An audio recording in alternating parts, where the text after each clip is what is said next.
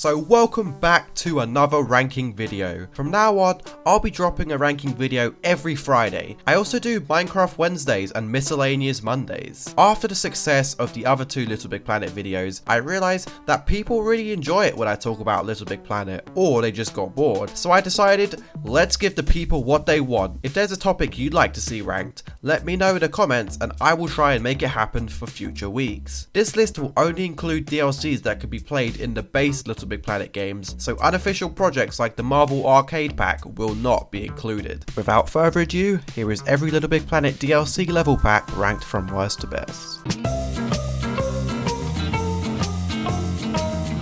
So at the bottom of the list, we have Creator Pack 1. Though don't let the name fool you, as this DLC never actually got a sequel. The Creator Pack quite simply introduced you to various elements in LittleBigPlanet that weren't covered in story levels or vanilla game tutorials, such as the Infinite Life Checkpoint, Tetherless Jetpack, and Global Lighting Objects. However, this DLC would go on to become redundant in LittleBigPlanet 2 onwards, as the items unlocked from this DLC would automatically be installed, regardless whether or not you own it. The levels themselves are small, minimal looking areas that have no way of actually completing. Instead, the game kind of just tells you to get out. Even though this DLC is free, it's very forgettable, and again has no value outside of the original LittleBigPlanet. Why they couldn't just incorporate these features into the base game is something we'll never know.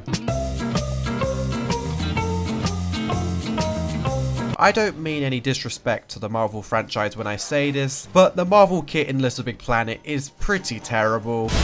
Naturally, the Marvel kit features a wide roster of Marvel heroes such as Spider-Man, Hulk, and Thor, though these characters have no real impact on the story whatsoever, only really serving to move Sackboy around the levels, which, speaking of levels, are pretty damn terrible. There's no unique gimmicks in this DLC, just lots of long, tedious parkour. Sure, some of it is cool, like the car chase, but then you have tedious parts like this painful ascent up the metal structures Magneto is moving around, the spiked blocks that Magneto is also moving around, and the strange section of the lab level with these metal blocks that Magneto is moving around. Damn, why is it always Magneto? Also, this pack features a ×4 area, which I strongly disapprove of being in DLCs, as it means you need 3 other friends to buy it in order to help you unlock a few stickers. Waste of money. I have nothing personal against the history kit, but come on, there really isn't too much to say about this one. This is the first of several entries on our list that aren't story based, but rather consist of a single level, practically spoon feeding you with prize bubbles. While a lot of these types of levels fall flat and don't offer much, there are still some that I've ranked pretty highly. The history kit takes you through time, letting Sackboy explore different time eras from ancient Egypt to Rome to Elizabethan England, which is a nice idea, though all you really do in this level is hold right. Like seriously, besides collecting prizes, there is nothing in terms of gameplay this level has to offer. There's no dangers, there's no jumps, there's no characters interacting with you. It just feels very empty. But of course, there is one saving grace this DLC pack has to offer, and it's a big one: the music.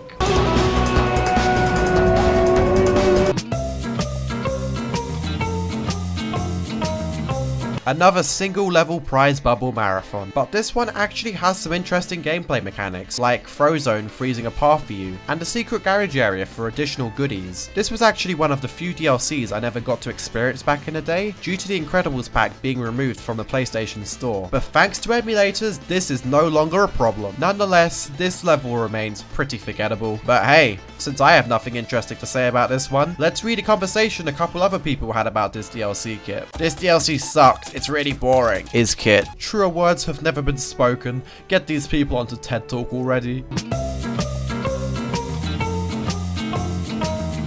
The monster kit is also a single level prize bubble mania, but I feel like this one does a better job at using its gameplay gadgets a lot more effectively. Instead of just making Sackboy run in a straight line, the monster kit has Sackboy riding a ghost train, with different characters popping out to scare you.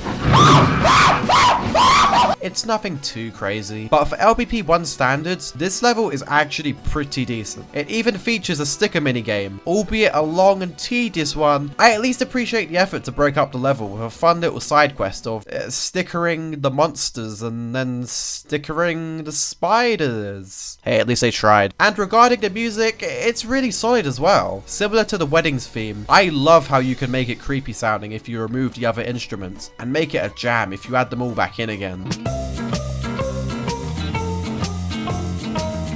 Guess what? It's a single level pack once more. It's nothing too memorable, but everything still feels really well constructed, from the visually appealing aesthetics like the graveyard to the fun gameplay like the bounce pad section, the elevator ride, and then concluding the level in the haunted house, keeping the level feeling fresh. Damn, I'm already out of things to say about this pack too. So, you know what that means, guys. This video is awesome, but Pancakes Ninjas the movie is awesome. Seriously, this man's harsh criticism is why they don't make LBP DLCs anymore, for they simply cannot live up to this man's standards. It's the Pirates of the Caribbean pack up next, and do you know what that means we'll be seeing a lot of? Water! Water! Water! Now, I'll be the first to admit I didn't really enjoy any of the levels in this pack, but I respect the efforts to incorporate a new gameplay mechanic and revolve each level around it. I like the way they have you rising and lowering the water levels to solve puzzles. Interestingly, the main cast of Pirates of the Caribbean is absent from the story, and instead you're left with this random pirate dude. So the story does kind of feel missing, especially when the main pirate guy doesn't actually do anything besides just randomly appearing in brief dialogue scenes. Also, I have to bring up another negative point here. The final boss is easily the #1 worst final boss fight out of any of the DLC packs. Like, what the hell were they thinking when they made this monstrosity? So at least that's it for the negative. Oh my god! The last of the LittleBigPlanet 1 DLCs, the Metal Gear Solid pack. I don't have any personal dislikes towards the LBP 1 DLCs, but with a much more limited engine, like only 3 layers, much less logic tools and materials, it's very hard for these earlier level packs to compete with the much more advanced LBP games. But hey, don't let that fool you. The Metal Gear Solid pack is actually really solid for LBP 1 standards. In the Metal Gear Solid pack, you are equipped with the Paintinator, which allows you to shoot enemies with health bars. This makes for some really creative stages, as it's not all just charge and destroy. Instead, you'll be constantly hiding behind cover to avoid deadly plasma bullets, and if you think that's all this pack is about, you'd be wrong. Every level in the Metal Gear Solid pack feels different and unique. In the prologue, you're in a truck for the whole level. In the second level, you're introduced to the paint gun. In the third mission, there is an entire section dedicated to stealth, and then in the subsequent level, you're straight up doing an infiltration mission to get into the factory. There's also an interesting side puzzle where you have to find the 5 hidden diamonds to unlock some secret prizes at the end of the level. And last but not least, the boss fight is actually really well designed. It's super challenging and features a range of weapons, from the traditional plasma bullets to missiles to cluster bomb strikes. You best believe that this man wants to kill you. We're back to the single level packs again, and you may be wondering, why does this single level outweigh an entire story pack? Well, it's more of a quality over quantity thing. Tiki Paradise Kit is a level that guarantees you'll be playing it through at least twice, as there are areas in this level that you'll need to be Sackboy to reach, and then areas that you'll need to swap over to Toggle to unlock. On top of this level is filled with fun little minigames, such as fleeing from the rising sun, riding these little lizard things, and then a more challenging second half of the level as you enter the heart of the volcano. I really wanted to use the Tiki Paradise music in this entry, but there is one small problem with that. Copyright! Copyright! If you've got a spare $4 lying around, I'd say go for it. From one beach to the other, the Seaside Surprise Kit just about makes it into the top 10. I really don't have an awful lot to say about this one, so I'll keep it brief. The minigames in this level are slightly more fun than the ones in the Tiki Paradise Kit. Horrible music, should have just used Tea by the Sea. For once, I actually agree with a comment. Da Vinci wants to throw a party, but his invitations have all blown away. Now Sackboy and his friends, well, his friends, must travel back to iconic LittleBig Planet locations to recruit old friends to the party. From the weddings, to the factory of a better tomorrow, to the gardens. The Journey Home pack is okay. My main problem with this DLC pack is that it feels very unfinished. Sure, the levels are fine, and I really like the idea of collecting stamps to send bonus letters for extra prizes, but I really wish we could have seen more than just 3 levels. Like, where was Sackboy during this whole thing? Anyway, I like how the ending changes depending on how many invitations you send off. Also, this DLC is the home to the #1 best music track of the entire game.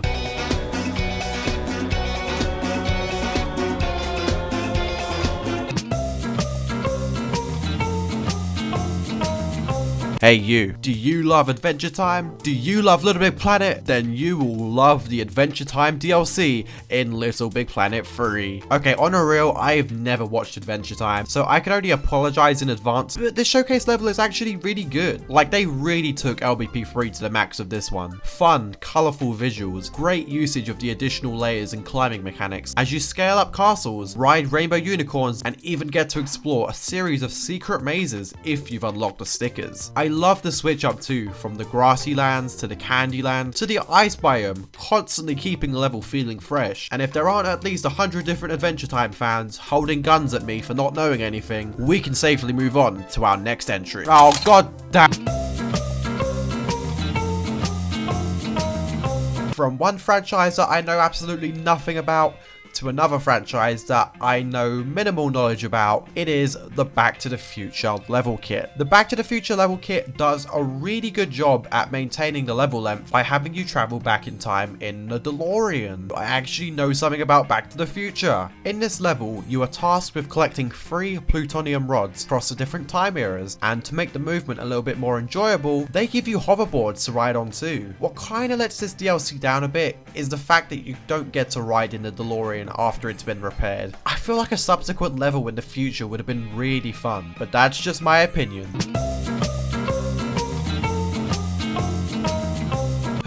The Move Pack, the overpriced DLC with probably one of the best stories out of all the packs, and a really well designed final boss as the icing on the cake. Laugh. I used to own a motion controller, and to tell you the truth, it's not the easiest thing in the world trying to operate 2 controllers at once, and the brain crane is most certainly not the easiest power up to operate. If I wanted motion controls, I'd go play Nintendo Wii, okay? But for all of the Move Pack's flaws, the story levels make use of the motion controller really well, like a dark level that requires you to move this little light around to see where you're going. And the storytelling is honestly some of the most heartfelt and well written storytelling we have ever seen. I jumped off a chair once, twisted my ankle. Wait, what? Hey, is this a bad time to tell people I don't watch SpongeBob? All jokes aside, this DLC is a hidden gem. It stands as one of 2 DLC packs to feature a hub world connecting a series of levels, the goal in this one being to destroy Plankton's machines and dispose of imposter Krabby Patties. You're given this fun little vehicle to drive around the hub world too, as you explore the Krusty Krab, the Chum Bucket, and even the Flying Dutchman, each giving you a chance to play as Sackboy's friends. In terms of what happens when you 100% this level pack by collecting all the imposter patties, I genuinely don't know. Due to how unknown this DLC pack is compared to others, gameplay footage is rather limited to more mainstream channels out there, and as far as I'm aware, there currently isn't any footage of what happens when you find them all. If anyone knows what happens and would like to share a comment or video, then please do. Here's where things get technical. In order to play this DLC, have a guess what you'll need: a cross controller. Now, I've never had the chance to use one of these, but this DLC genuinely works hard to give you a fun blend of vanilla gameplay and cross controller interactivity. In the cross controller pack, you are aiding a group of prisoners with breaking out of prison. When playing with friends, one person can play in the real world while the other operates the cross controller dimension, affecting a subterranean area of the level. This makes for a top tier boss fight fight as well, as one player is out in space fighting a robot, while the friend must go inside the robot to retrieve the treasure. And there's nothing like a good team building exercise to bring two siblings together. But here's a question to leave you with. Did everybody die at the end of the story? The warden gets sent to infinite space, and the prisoners no longer have an escape pod to travel in, so does that mean everyone's dead? Rest in peace. The Muppets pack doesn't sport fancy controllers or overly complicated level designs, but that's not necessarily a bad thing in this case. The levels and story are goofy and feature a variety of fun platforming elements like the Attracto Gel, blasting Sackboy out of cannons, and outer space. I love how the entire story is set up as a show, and a crowd of Sackboys completely oblivious to the madman that's trying to kill her. The characters are all fun and get a chance to shine. It's a light-hearted, fun little adventure worth the $5. And the award for the best level design out of any DLC goes to Pizza Planet from the Toy Story level pack. But let's hold that thought, because we've got a much larger entry to address: the Toy Story level pack itself. The levels in this pack feel significantly unique compared to other packs, as you are essentially inside Andy's imagination, from helicopter chase scenes to deep space exploration, again, to challenging fast-paced parkour sections. This pack has everything. Even the boss fight is the best out of any DLC pack too. I love how you go from defending the train to this full-on high-speed chase at the end. The Toy Story pack deserves a silver medal, as every single level is just so much fun to play, and I love the large roster of characters that accompany you on your journey, even though Mr. Potato Head is absent. Anyway, Pizza Planet is such a uniquely designed level, having you ride the Slinky Dog to navigate through a maze of obstacles, but I love the design choices they went for this level and the pack overall, with its childlike obstacles like the pinball bumpers, the walkie-talkie being a presumably cardboard box, and the movable blocks being toy blocks and books and comics. My only question is, where the hell did Andy get a budget like this to set all of this up? Like, did this kid set up a GoFundMe or something? Because there are literal gold blocks. How rich is this kid?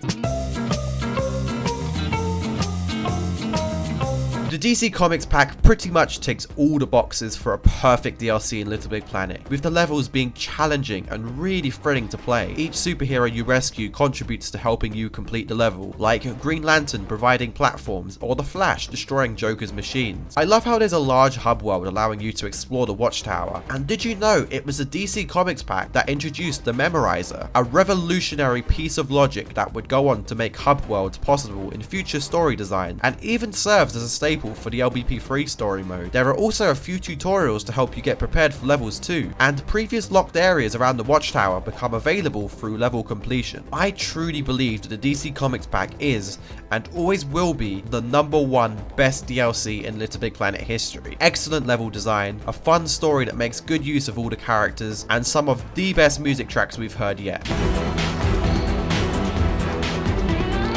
So with that said, that is my list. Do you agree or do you completely disagree? Stay tuned, because I'll be dropping new ranking videos every Friday, as well as continuing to play Minecraft every Wednesday and miscellaneous Mondays. Thank you for watching, and I'll see you next time.